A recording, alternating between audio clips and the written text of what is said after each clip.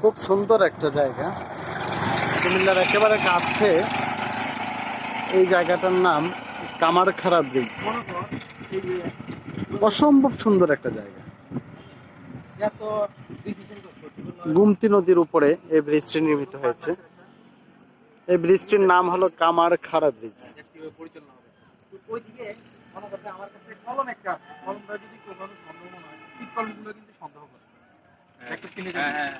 কলমটা পর্যন্ত গেটে রাখতে হবে, ল্যাপটপ ব্যাগটা রাখতে হবে, শুধু মানি ব্যাগটা আর টাকা পয়সা আছে, কার্ড টার্ড আছে, ওটা নিয়ে যেতে ওটি পর্যন্ত চেক করে লাইসেন্স নিয়ে আসি। তারা